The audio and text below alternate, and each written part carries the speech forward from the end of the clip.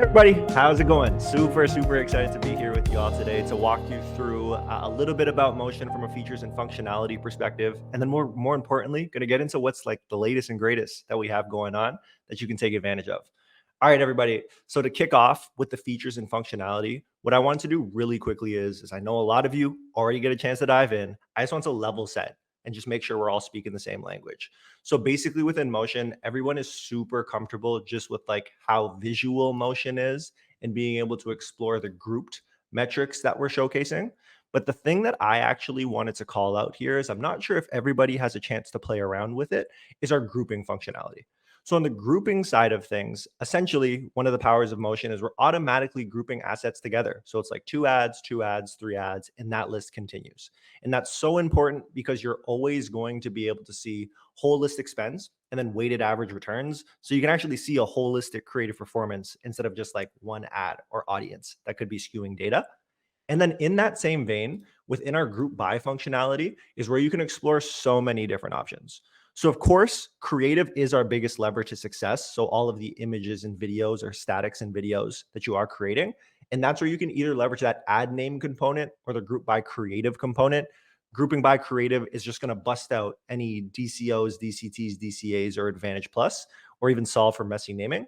And then beyond the creative themselves, if you haven't already, I would go ahead and explore things like copy and ad text, headlines, and landing pages, because some of the decisions that you can make here are beyond the media buy side. So what I mean there, as a really quick example during this level set, is if we were to group by copy in this example, you're going to notice that exact same grouping functionality going down here. But if you're trying to determine what creative to make next, you might notice specific CTAs being used, emojis being used, or general themes that are pretty consistent. So the conversation becomes, okay, can we pull that out and apply it to a static or update one of our videos so that story starts to become more cohesive? And this same story can be applied to like landing page and how you're either running quizzes or making it more cohesive with the pages and content. So many different options that you have. So that's the grouping when we're talking level set wise that I definitely want everyone to play around with. But the other piece that I wanted to call out was our filtering. Now you might be thinking, Evan, we use this filter and we get it, man. Don't even worry about it. So of course, I know that you all know the campaign ad set and ad names, or if it's TikTok wise, updating there.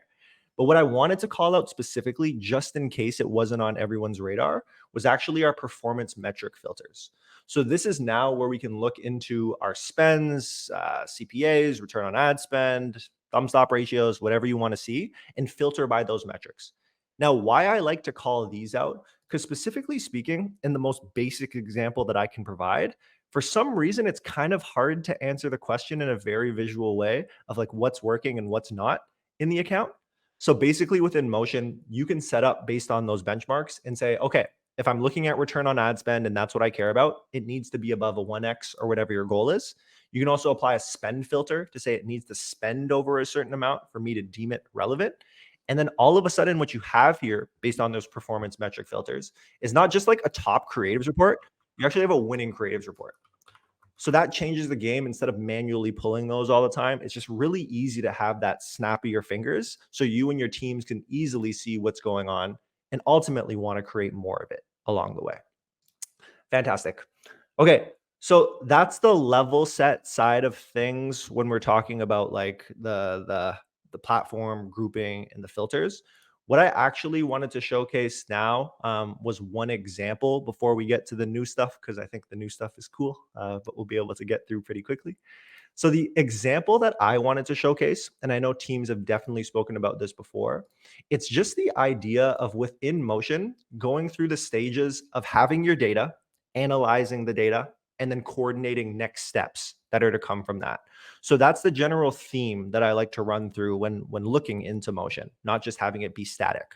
So what I mean by that is in this example here, we're focused in on our video iteration reports that I believe a large number of you are definitely familiar with.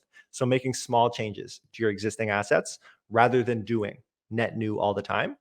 And in this particular report, what we're doing is we're showcasing our thumb stop ratios or hook rates is our primary metric, and then comparing that to our conversion rates right down here. Swap it out if you care about leads, app installs, whatever it might be. Now, in this report, I think like the generic way that people will use it is like you look at what's working, draw inspiration, and try to do more of it. And I definitely think that's a winning formula. But what I like to showcase when we think of analysis upon this data is an example to something similar that we see down here. So in this report, just to fly through it, what we're seeing is higher conversion rates in comparison to the rest, lower thumb stop ratios in comparison to the rest. So we know that people aren't really stopping their scrolls, but those who are buying at the end of the day. So that now means that based on this analysis, the decision and goals I can set is like, okay, team, for this creative down here, let's set a goal with everyone who's involved to increase our thumb stop ratios. So more people stop those scrolls, but maintain a similar conversion rate because our story is crushing it. So now we can let creative teams do their thing, like get comfortable with it, come up with what they need to. But ultimately, to swap out and create a couple new versions here, they can get creative or they can see up top here what's already crushing it. Can we copy and paste it? Can we draw inspiration from it? How does that story to evolve? And this allows us to really hone in on, hey, we have some data and conduct the type of analysis we need to make those decisions. But the final part that I wanted to show in this example, and I'm sure others are aware, but I like to highlight it, is hey, everyone watching, we probably speak this language, but if we're passing it to our creative teams or clients who aren't as in tune with what's going on, how do we make sure that it's bite sized and they can get the task done? So, what I like to showcase here is instead of just generically sharing it, I'm actually going to go ahead and isolate down the two creatives that I was talking to everyone about, like so. From this point, what I can do is I can move over to our card view, which is driven by creative with minimal metrics, as you all are familiar with. And then now, instead of a generic sharing report, I'm providing very specific instructions similar to a brief. So take first 3 seconds from X and apply to Y. And once I have this link, I'm not going to go through it, but as you all know, it's completely shareable. So that can literally go straight to your creative team, your client. They're going to be able to digest it, watch the videos that you're actually presenting to them. So then they can then action and ensure you're getting what you need to scale the account. So that's the workflow that I like to demonstrate that allows you to go from data to analysis. And then, like I've said a million times, workflow and next steps on top of things. Awesome, everybody. So that's our level set in terms of like the grouping side, the filtering side in a quick example. Now it's the fun part. So all of the new things that we have going on. So I should be able to get through this fairly quickly. And if you have any other questions, just shoot it to the group, myself, whoever you need to. We've got your back. And there's 3 specific things that I wanted to call out in the new world. One of them is readily available to everybody, got you covered. The other 2 are just slowly being rolled out, probably over the next month and a half. So the first one that's readily available to everyone is what we're calling our motion metrics. And these reports here, don't worry, we can send you the equations, you can fact check our work. But the goal of this report here is to be able to bring our creative teams way closer to the data without overwhelming them. That is really the goal. So what that means from a metric standpoint is we have 5 of them here. We're first looking at how well did we do or how strong of a job did we do at capturing attention, keeping that attention, generating engagement, bringing people to our website, and ultimately buying. So here now, it's very directional and helpful because not everybody speaks in numbers, as we all know. But you know what people speak in? Ideally, colors. They can tell what's going on and see the sliding scales. So when we're digesting a report like this, how it becomes so helpful in your conversations is if we see, for example, this is a really quick one, but if we see we're doing a great job at bringing someone to the website, but they're not buying at a clip we're necessarily happy with, we can have that dialogue of, hey, what's that connection between creative and landing page? Is there anything we need to dive into to be able to understand what's going on? And this type of relationship stems throughout all of these 5 metrics.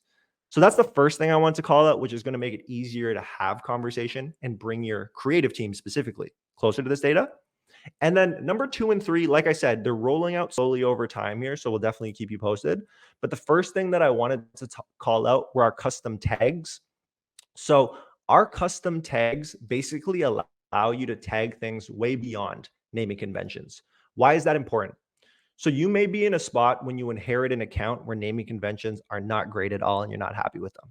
You might also be in a spot where there's things that you want to track that haven't been tracked in the past and you don't want to update those names so they go into learning. Or you might be in a spot when you want to track things that ideally shouldn't live in naming conventions. So within Motion's custom tags here, what's so helpful is that you can actually create and apply as many tags as you want. So you can see I have things ranging from hook themes to the actual designers who are working on to previous BFCMs and everything that's happening there. So I can create and continue to create as many tags that I'd like without any issues. And then I can apply these tags to the specific creatives along the way. So this will ensure that you're able to actually filter by these tags if you wanted to see something you were specifically tracking and be able to isolate how they're performing. So a lot of good insights that you can pull from there. And then the final thing that I want to call out, and again, that's just a brief insight into tags, but the final thing that I wanted to call out was our sprints feature. So we recently announced this step back, I won't say recent. The final thing that I wanted to call out was our sprints feature. So we announced this at our Creative Strategy Summit. And again, rolling out over the next couple of months here. And what this is looking at, it's basically looking at how we view the world of creative strategy. So when we're thinking about creative strategy, a way that we like to process information is through a flywheel. If we follow these steps in order, we'll be able to output the best creative possible. So we start with all of the research. We prioritize the angles to go after that research with, and we continue through the funnel. But the thing is we do all of this work and sometimes it gets lost after the fact. It might go live in a spreadsheet somewhere that needs to be updated or forgotten about. It might go live in a deck and it's just that's where it's memorialized. But within Motion, we're launching a feature that we're calling Sprints that allows you to really easily track what is actually happening post launch and keeping a memorialized log essentially of what has happened. So you can see how we have the cohorts that have been launched within the previous weeks to know how they're performing from an overall perspective as well as just spend. And you also have that high level insight to understand what's going on of how many have launched and how many creatives have been or winning creatives have been generated. And then the final thing that I'm going to call out in our sprints feature is that we're going to actually have the ability to apply badges. So badges are what's going to keep everybody in the loop of how something has performed. So this is where you can have things like your top hook badge, your unicorn badge, your where to fix badge, whatever it might be that you can customize. And why this is so impactful is that it keeps everyone's eye on the prize of what's actually working so you can come back to that forever. But more importantly, you can energize the team around this too. So it's so cool to have individual designers who have won a bunch of badges feel inspired to create the next best thing. So like I said, sprints will be rolling out over time, and you're going to be able to do a whole bunch of things like track these cohorted tests that you have been doing so you can actually see true performance, especially as we scale. So yeah, those are the three folks on the new side, and we're going to have a bunch of new things rolling out into the new year, but this is what I'd like to keep you posted on. Thanks so much. Evan, thank you so much for being here, man, and talking about it. And yeah, we'll look forward to all these pieces rolling out. So thanks. Oh yeah, most definitely. Most definitely. Thanks for having me. I appreciate it.